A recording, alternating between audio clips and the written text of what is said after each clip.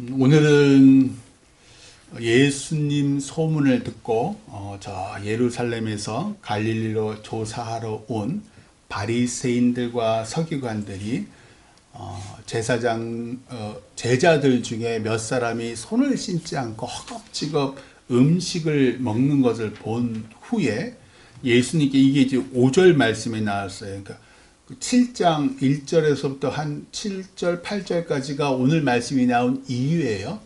그래서 한 5절 정도에 보시면 예수님께 이 바리새인과 서기관들이 따져 물어요. 어찌하여 당신의 제자들은 장로들의 전통을 준행하지 아니하고 부정한 손으로 떡을 먹나이까? 라고 물어요. 그러자 이에 대답하시면서 특별히 그 먹거리에 대한 유대인들, 이스라엘 백성들의 전통을 언급하신 내용이에요. 오늘 말씀이요. 오늘날에도 왜 저 아프리카나 동남아시아나 인도나 뭐 방글라데시, 파키스탄 이런 데서는 손으로 왜 밥 주워 먹고 이렇게 조물조물해서 이렇게 먹고 막 그러잖아요. 당시 유대 사회도 손으로 이렇게 그 음식을 집어서 먹었던 거예요. 그러다 보니까 음식을 먹기 전에 손을 씻는 것이 관습이 되고 오랜 세월을 거치며 유대인의 전통이 되었는데, 장로들의 전통이라고 하신 이유는 장로들이 모든 사회의 그 나이가 제일 많은 지도자들이잖아요. 이 사람들이 솔선수범해 보였던 거예요. 얘들아, 음식 먹기 전에 손을 씻어야지 깨끗하다. 할아버지 장로님 말씀이 많네. 이래서 이제 이게 장로들의 전통 또는 사람들의 전통, 좋은 거예요. 좋은 것으로 이렇게 됐는데, 그러면 예수님께서 그렇네, 손을 씻는 게 좋겠네 하고 이렇게 넘어가시면 되는데, 예수님께서 이거를 지적하는 그 바리새인과 서기관들의 속마음을 보신 거예요. 그러면서 그들 보고 6절에 보시면 외식하는 자, 이 위선자들아 라고 얘기를 해요. 그러면서 8절에 보시면 너희가 하나님의 계명은 버리고 사람의 전통을 지키느니라 라고 지적을 하셔요. 그러니까 배고파서 손으로 허겁지겁 음식을 먹는 그 허기진 사람의 마음을 헤아리지 아니하고 사람들이 만든 전통으로 배고픈 사람을 야, 손 씻고 먹어야지 라고 정죄했기 때문이에요. 하나님께서 계명을 주신 이유는 누누이 말씀을 드려요. 우리를 괴롭히려고 하신 게 아니라 하나님을 사랑하고 이웃을 사랑하라 라는 의미로 계명을 주셨는데, 그들이 사랑하라는 하나님의 계명은 버리고 사람의 전통으로, 음식을 먹기 전에 손을 씻어야 한다는 사람들의 전통으로 제자들을 정죄한 거예요. 마가복음 그 2장 23절, 오늘 말씀 한참 전에 마가복음 2장에는 왜 안식일에 제자들이 배가 고파서 밀밭 사이를 지나가다가 그 밀이삭을 잘라서 먹은 게 나와요. 밀이삭을 잘라서 먹는 것, 특히 나그네들, 배고픈 나그네들이 먹는 거는 율법에도 허락을 했어요. 근데 문제는 안식일이었던 거예요. 안식일에 밀밭에서 먹거리를 따서 한다는 게 노동인 거예요. 안식일에 노동을 금지한 하나님의 계명을 어긴 거다라고 이때도 바리새인들이 예수님께 지적을 했어요. 그러자 예수님께서 구약시대에 다윗이 너무 배가 고파서 사울 왕에게 쫓길 때예요. 너무 배가 고파서 제사장 외에는 먹을 수 없는 하나님께 바친 그 진설병, 거룩한 떡을 먹었던 일을 말씀하세요. 그러면서 너무 배고파서 하물며 그 제사장 아히멜렉, 노베에 있는 제사장 아히멜렉도 이거를 제사장만 먹을 수 있는데 다윗은 제사장이 아님에도 불구하고 그 허기진 다윗을 불쌍히 여겨서 진설병을 준 거예요. 거룩한 떡을 준 거예요. 그 얘기를 말씀을 하셔요. 그러면서 예수님이 바리새인들에게 마가복음 2장 27절에 이렇게 얘기하세요.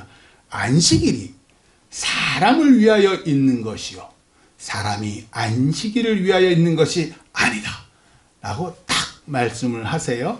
하나님께서 안식일을 만드신 것은, 안식일에 일하지 말라고 하신 것은 모든 사람이 하나님께 예배를 드림으로 그들이 안식을 누리고, 특별히 힘없는 사람, 안식일에도 일할 수밖에 없는 사람에게 쉼을 주시기 위해서, 쉬게끔 하시기 위해서 하나님께서 안식일 계명을 만들었다라고 바리새인들과 또 사람들에게 말씀하신 거예요. 그런데 이제 그로부터 한 1년여의 세월이 지나서 지금 예루살렘에서 이곳 갈릴리로 예수님을 쫓아다니는 사람들이 너무 많다는 소식을 듣고 이 바리새인과 서기관들이 예수님의 뒤를 캐르고 온 거예요.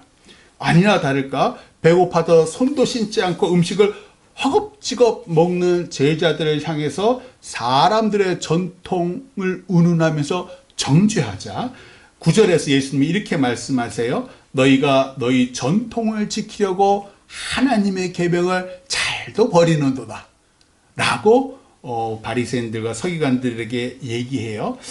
이게 서로 긍휼히 여기고 서로 사랑하라는 하나님의 계명을 버리면서까지도 왜 사람들이 전통에 집착할까? 우리 교회 나름의 전통이 있어요. 우리도 모르게 알게 모르게 우리 금토교회에서 흐르는 전통이 있거든요. 근데 때때로 그 전통 때문에 사랑하지 못하는 경우, 너 왜 이랬어? 정죄하는 경우가 있어요. 왜 그럴까? 전통의 뜻을 그 국어사전에서 찾아봤더니 이렇게 돼 있더라고요. 어떤 집단이나 공동체에서 과거로부터 이어 내려오는 바람직한 사상이나 관습, 행동 따위가 계통을 이루어 현재까지 전해진 것. 그것이 전통이래요. 즉 나쁜 거는 전통이 되지 않아요. 나쁜 건 결국 다 사라져요. 바람직한 것이에요. 분명 과거나 지금이나 손을 씻고 음식을 먹는 건 바람직해요. 우리는 심지어 왜 수저로 숟가락 젓가락으로 먹는데도 엄마들이 뭐라 그래? 애들 보고 얘들아 손 씻고 와. 손 씻고 와서 수저로, 사실 수저로 먹는데 관계가 없음에도 불구하고 손 씻고 와. 특별히 그 삼겹살에 그 쌈 먹을 때는 난리가 나죠. 그게 바람직한 거예요. 그게 위생적으로도 좋고 건강에도 좋은 거니까요. 근데 문제는 이 전통을 통해서 사람들이 옳고 그름을 판단한다는 거예요. 이 사람의 병이에요. 사람들은 참 신기한 게 자기는 그렇게 잣대를 안 대면서 뭐 배우자, 새끼들도 그렇고 배우자랑 자녀한테 그러면 남한테는 어떻겠어요? 늘 볼펴가면서 저게 뭘 잘못하나 그렇게 늘 불을 켜면서 보거든요. 그러다 보니까 손을 씻지 않고 음식을 먹는 게 문제가 되는 거예요. 그 사람들 눈에 있어서는요. 이 사람들은 나쁜 사람들이 아니에요. 오늘날도 말씀드렸다시피 저 동남아시아, 아프리카, 뭐 인도, 이런 쪽에 다 손을 씻지 않고 먹거든요. 이 사람들이 나쁜 사람인가? 아니에요. 우리는 우리도 이제 그 사람들 보고 아이고 저것들 미개한 것도 아직도 손으로 먹네?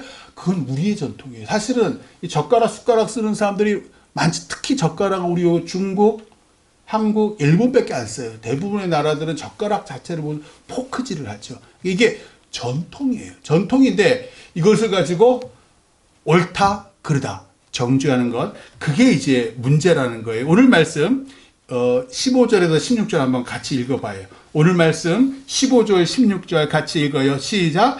무엇이든지 밖에서 사람에게로 들어가는 것은 능히 사람을 더럽게 하지 못하되 사람 안에서 나오는 것이 사람을 더럽게 하는 것이니라 하시고. 아멘.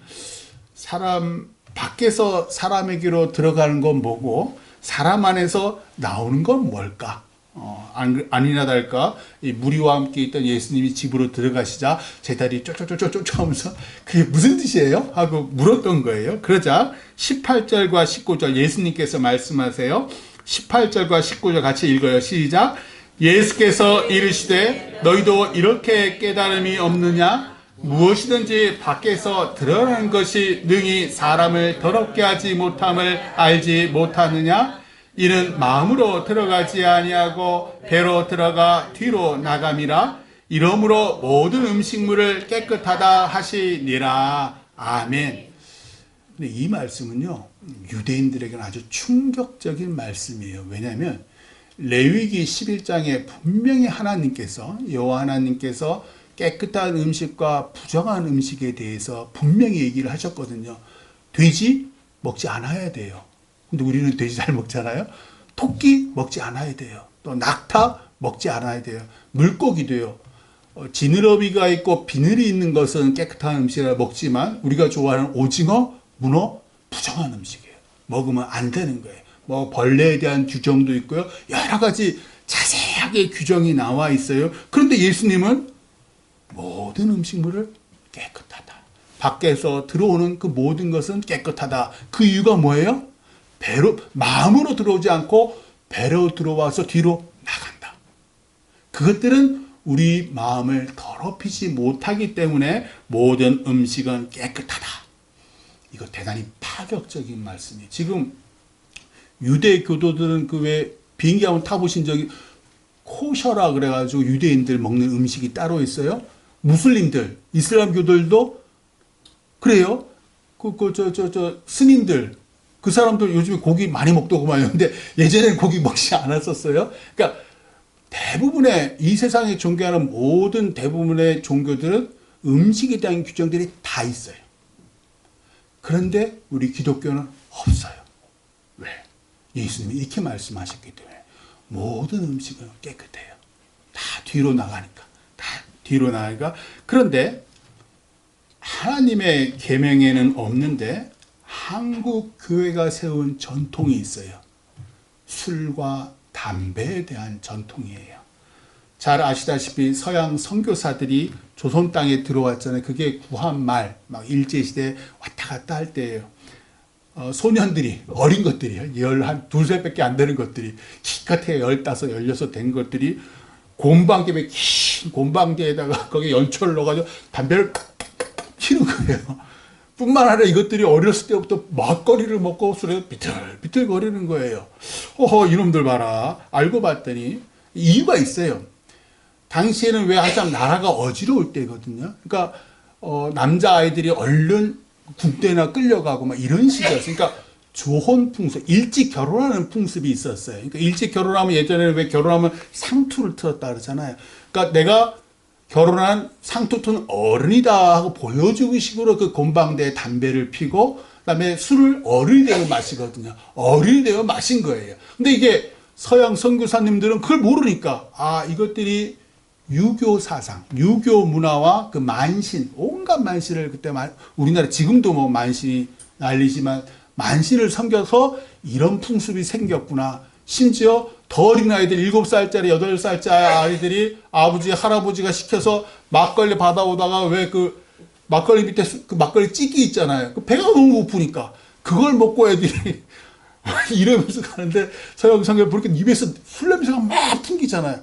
배가 고파서 그걸 먹은 걸 모르는 거예요. 서양 선교사들은. 그러니까 이게 아주 나쁜 조선의 풍습이구나. 그래서 교회에서만큼은, 한국 교회에서만큼은 술과 담배를 금지해야 되겠다. 바람직한 거였죠. 그래서 그것이 전통으로 한국 교회에 쭉 내려와서 술을 담배를 안 하는 걸 믿음의 척도로 봐요. 오늘날에도 우리 교회에서는. 그런데 정작 예수님은 제자들과 함께 포도주를 자주 마시셨어요. 그것뿐만 아니라 예수님께서 첫 번째 공생의 첫 번째 기적이 뭐예요? 가나의 혼인잔치에서 물을 포도주로 마셨어요. 최상급의 포도주로 만드신 거예요. 뿐만 아니라 심지어 십자가에 못 박히시기 전에 마지막 만찬 때 제자들과 함께 떡과 또 잔을 마시면서 그 포도주예요. 포도주를 마시면서 이것은 죄 사함을 얻게 하려고 많은 사람을 위하여 흘리는 나의 피, 언약의 피라. 이것을 마실 때마다 나를 기념하라. 당시에는 담배가 없었지요. 그래서 성경에는 술에 대해서 이렇게 분명하게 규정을 해요. 인 박히지 말라. 중독되지 말아라. 두 번째, 술 취하지 말아라. 술 취하면 추한 모습을 보이니까 술 취하지 말고 술에 중독되지 말아라. 술에 중독되고 술과 담배는 몸에 안 좋아요. 그래서 이제 한국 사회의 전통이 됐는데 문제는 술, 담배를 금기시하는 전통으로 인해서 술, 담배하는 사람을 정죄하는 데 있어요. 술, 담배하는 것을 그러다 잘못됐다, 심지어 죄를 범했다 라고 보는 시각이에요. 그건 사람의 시각이에요. 사람들은 다른 사람, 아까도 말씀드렸어요. 옳고 그르다라는 기준으로 판단하고 정죄하기를 너무 좋아해요. 이게 아주 나쁜 성품, 죄악된 성품인데 참 왜 그런지 모르겠어요. 이게 참 우리는 내 안에 있는 그 들보는, 내 눈에 있는 들보는 못 보고 다른 사람에 있는 그 티를 보고는 엄청 크다고 과장하지요.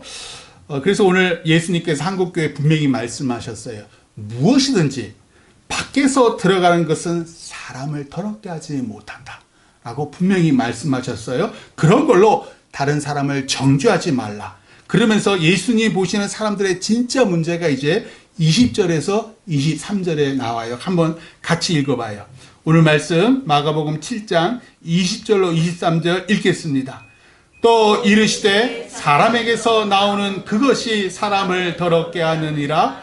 속에서 곧 사람의 마음에서 나오는 것은 악한 생각 곧 음란과 도둑질과 살인과 간음과 탐욕과 악독과 속임과 음탕과 질투와 비방과 교만과 우매함이니 이 모든 악한 것이 다 속에서 나와서 사람을 더럽게 하느니라. 아멘.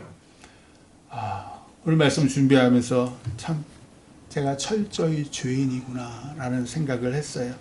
참 몸부림치면서도 그 죄악에서 빠져나오려고 해도 제 힘으로 못 빠져나와요. 매 주일마다 회개 기도하는데 왜 이렇게 회개 기도할 거리가 끊임없이 생기는지.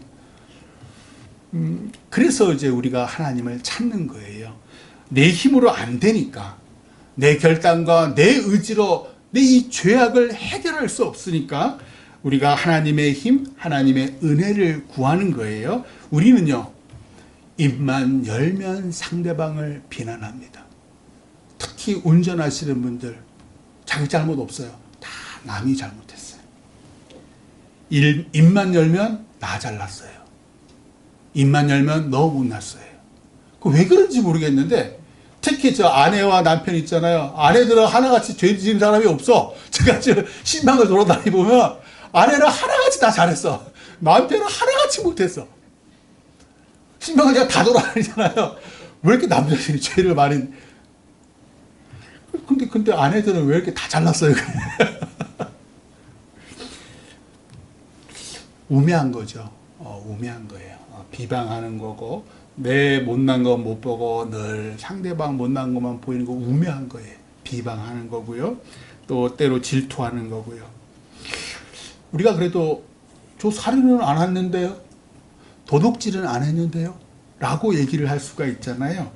한 30년 전에 출간됐던 세장을 벗어난 새의 이야기라고 루마니아 목사님이 쓴 책으로 알고 있는 작은 책이에요. 어느 주일날 아침에 엄마가 아이에게 동전 2개를 줘요. 하나는 하나님께 드릴 헌금이고 하나는 네 용돈이다. 아이가 신나게 그걸 손에 쥐고서 막 교회를 가다가 그만 돌부리에 넘어져서 손에 있던 동전 2개를 탁 떨어뜨려요. 하나는 또로로 굴러가서 저기 딱 서 있고 하나는 그만 하수구에 빠져가지고 어딘지가 보이지가 않는 거예요. 그 저 멀리 있는 동전 하나를 딱 한 손으로 쥐고 또 한 손으로 하늘을 딱 쳐보자 손가락으로 하수구를 딱 가리키면서 하나님 저게 당신 거예요. 내 거는 있어. 저게 당신 거예요. 존 스토트 목사님께서 나는 왜 그리스도인이 되었는가라는 책에서 이렇게 말씀하셨어요. 우리는 가장 고상하고 고결할 수 있는 동시에 가장 천박하고 잔인할 수도 있습니다.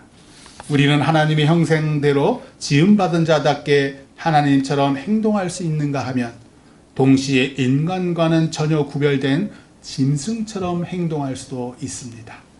우리는 생각하고 선택하고 창조하고 사랑하고 예배할 수 있지만 동시에 증오하고 탐내고 싸우고 살인할 수도 있습니다.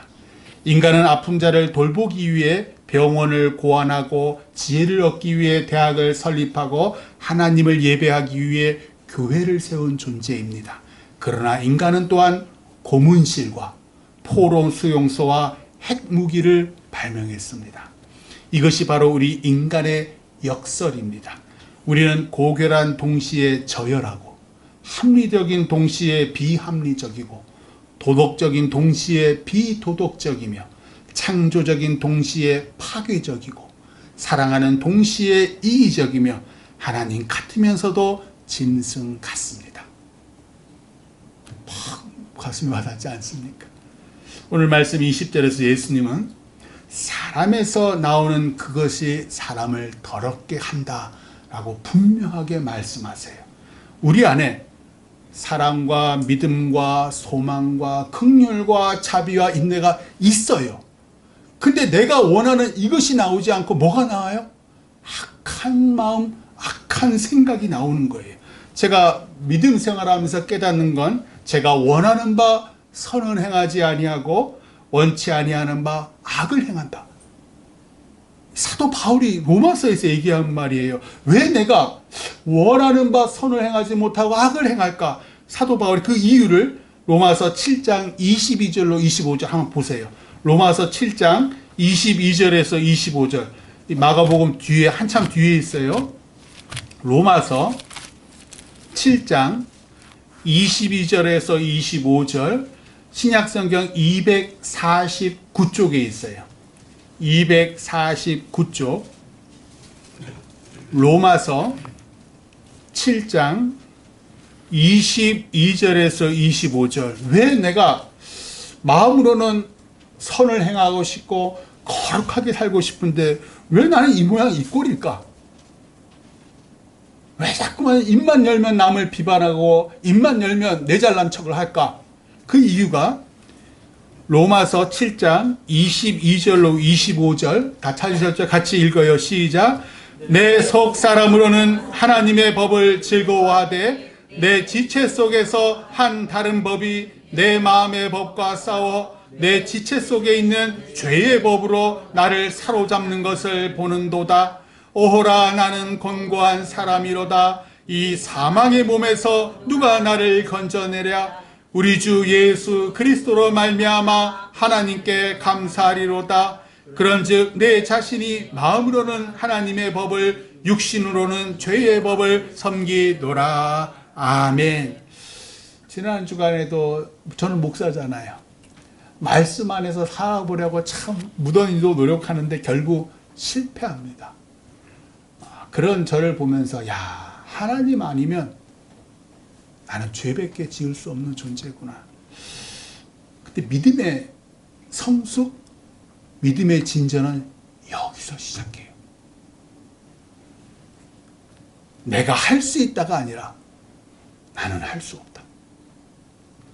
이걸 고백하는 데서 우리의 믿음이 조금씩 앞으로 나아가요. 왜? 내가 할 수 없으니까 내 밖에서의 도움이 필요한 거예요. 내가 할 수 있는 거랑은 죄밖에 없어요. 그러니까 사도 바울이 뭐라 그래요? 우리 주 예수 그리스도로 말미암아 하나님께 감사하리로다. 왜? 우리 주 예수 그리스도께서 내 죄악을 사하셨으니까. 결단하고 노력하지만 내 안에 또 다른 법, 지체의 법, 육신의 법, 그 이기적인 욕망의 법이 나를 사로잡아요.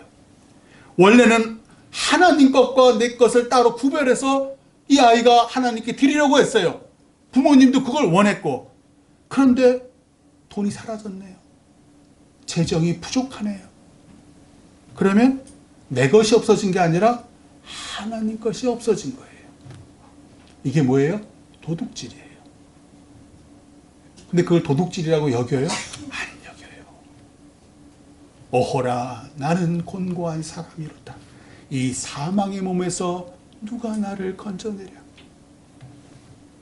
실망하지 마세요. 여기서 끝나는 게 아니에요. 이게 복음이에요. 그래서 나는 진짜 도둑질했네. 여기서 끝나는 게 아니에요. 우리에게 예수님이 있어요. 내 큰 죄악을 대신해 죽으신 예수님이 있는 거예요. 나의 실패를 통해서 나는 이 정도밖에 안 되는 죄인임을 깨달음을 통해서 내 안에 하나님이 들어오시는 거예요. 믿음 없는 나에게 괜찮아. 네 스스로 죄인임을 고백하는 것만으로도 너는 충분해. 네가 못하는 거 내가 할게. 그러라고 내가 있는 거야. 둘째 아들 돌아온 탕자, 돈 다 그 아버지 건데 지 돈인 줄 알고 다 써버리잖아요. 그리고 돌아오면서 뭐라 그래요? 나는 아버지의 집에 그 돼지도 먹지 않는 쥐업 열매도 못 먹는 신사가 되니까 이제 아버지 집에 돌아오는 거예요. 그때 아버지가 어떻게 해요? 버선발로 뛰어나가서 아버지의 가락지를 끼워주고 하인들에게 뭐라 그래요? 살찐 송아지를 잡아서 잔치를 베풀어라. 가장 좋은 옷을 입혀라. 이게 아버지의 마음이에요. 내가 죄인임을 고백할 때, 내가 도둑질한 것도 도둑질하지 못한 줄 아는 그 죄인임, 어리석은 죄인임을 고백할 때 우리 믿음이 조금씩 앞으로 나아가는, 아버지 하나님께 나아가는 거예요. 아버지는 자녀를 사랑해요. 자녀가 깨끗하고 참 착하고 아버지 은혜에 보답할 줄 알아서 사랑하시는 게 아니라 부족하고 못나고 죄 많아도 사랑하셔요. 왜? 내 아버지니까. 우리가 섬기는 아버지 하나님은요, 내 부족한 거 못난 거 메우고도 남으시고요, 내 추악한 죄악조차도 나에게 지우지 아니하시고 당신의 치아들 예수 그리스도께 치워버리시는 분이시니까요. 오늘 말씀 바로 뒤에 이방 여자 수로보니게 시리아 페니키아계의 여인이 등장을 해요. 귀신 들린 어린 딸을 치유해 주십사. 이 하나님 있는 사람이 아니에요. 근데 예수님께서 능력 있는 줄 아시고 그 발 아래 엎드려요. 그러고 난 다음에 자기 딸을 치유해 주옵소서. 그러자 예수님께서 아주 매몰차게 얘기하세요. 자녀의 떡을 취하여 이스라엘 백성들에게 줄 당신의 자녀의 떡을 취하여 개들, 이방 개들에게 던짐이 마땅하지 아니하다 라고 매몰차게 거절하자 이 여인이 엎드려서 울면서 얘기하는 거예요. 주여 올소이다마는 상아래 개들도 아이들이 먹던 부스러기를 먹나이다. 그러자 29절, 오늘 말씀 29절 한번 보세요. 오늘 말씀 바로 뒤에 있는 29절. 이 복된 말씀 같이 29절 같이 읽어요. 시작. 예수께서 이르시되 이 말을 하였으니 돌아가라. 귀신이 내 딸에게서 나갔느니라 하시매. 아멘. 이 무슨 얘기냐면 제가 개와 같은 죄인입니다. 제게 당신의 부스러기라도 주옵소서. 이게 간절한 어미의 호소, 어떻게든 복을 받고자 하는 죄인의 간구, 그 마음과 믿음을 하나님이 원하시는 거예요. 우리에게 원하시는 것을 제가 이만큼 했습니다가 아니라 제가 도둑질했습니다. 제가 교만합니다. 입에서 나오는 말마다 사람들을 정죄합니다. 제 부족함을, 제 죄 많음을 용서하옵소서. 그 마음과 그 믿음을 하나님께서 칭찬하시고 복을 주시는 거예요. 내 추악한 죄악을 깨달아 고백하심으로 하나님 만나셔서 놀라운 복 누리시기를 주님의 이름으로 축원합니다. 기도하겠습니다.